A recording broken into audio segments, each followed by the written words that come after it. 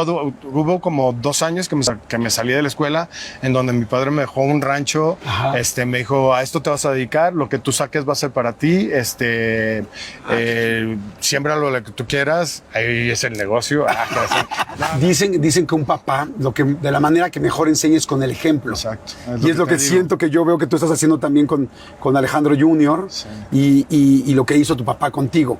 ¿Cómo era cuando eran chavitos? ¿Desde muy chavitos vivían en Los Tres Potrillos o no? Nosotros, toda la familia, somos de Guadalajara. Y cuando mi padre empezó a trabajar su mayor...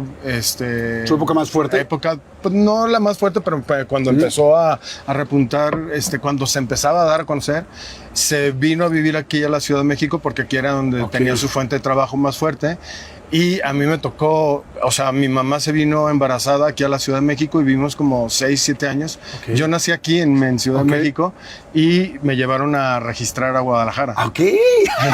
Para que veas cómo son de regionalistas. O sea, es como que sea de Jalisco. Nació aquí, pero lo vamos a llevar a registrar a Guadalajara. Y así pasó. Entonces vivimos porque lo tenían claro. Sabían que pues la época que íbamos a vivir aquí iba a ser muy corta. Que era evidentemente por el trabajo de mi papá, y que más tarde que temprano nos íbamos a regresar a Guadalajara. Entonces, por eso lo hicieron, ¿no? Primero aquí y luego allá. Vivimos aquí, aquí nací, vivimos aquí como 6, 7 años y después nos fuimos a Guadalajara. Tuvimos como 3 o 4 residencias diferentes, hasta cuando mi papá dijo, ya puedo tener mi ranchito. Ha sido mi ilusión de toda mi vida, la ilusión de mi mamá, de mi abuela, de tu abuelo. Entonces, les guste o no, quieran o no, nos vamos a ir a vivir al rancho de Los Tres Potrillos. Y cuando mi padre tomó esa decisión, el rancho de Los Tres Potrillos quedaba a 1 hora y cacho de la ciudad de Guadalajara. No teníamos la autopista que está ahorita. Era una carretera nada más de 2 carriles de ida y vuelta, era peligrosísima.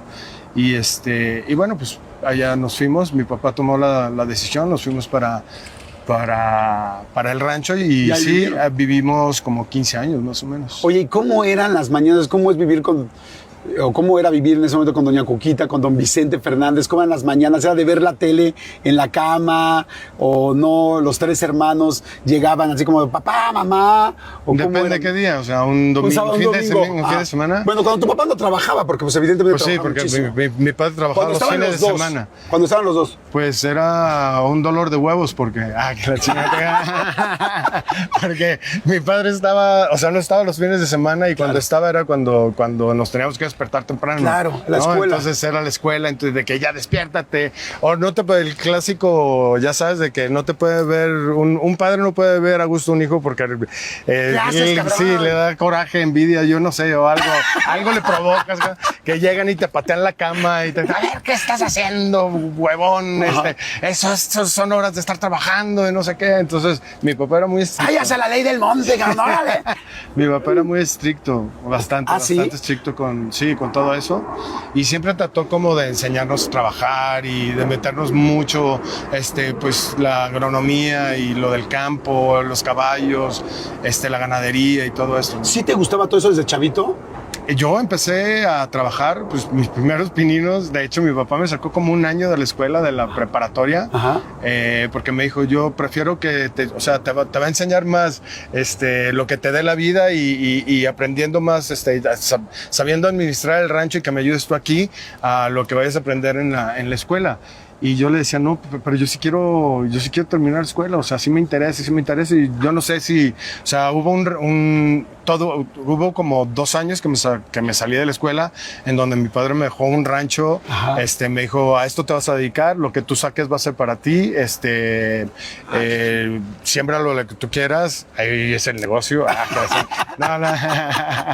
Lo sembramos de alfalfa, y como mis hermanos tenían ganados, pues hicimos el negocio redondo, ¿no? Porque pues era un rollo cuando sembrabas y tenías que transportar toda la alfalfa, pues se te mermaba, tenías muchísima merma de cuando hacías las transportaciones de un lado. Por ejemplo, te compraba un rancho de Querétaro, lo tenías que mandar de Guadalajara a Querétaro. Sí, entonces la logística y la merma que se caía de alfalfa en el transcurso era muchísimo. Entonces hicimos el ejercicio de hacerlo in-house todo. Mis hermanos tenían tenían las vacas, yo tenía el rancho y yo estaba pues sembrándolo y yo lo sembraba. O sea, mi padre me hizo que enseñarme a manejar el tractor, a enseñar a sembrar, a estar al día, ir todos los días en la mañana para ir a ver los riegos, para ir a estar caminando la siembra, que no tuviera alguna plaga y todo esto.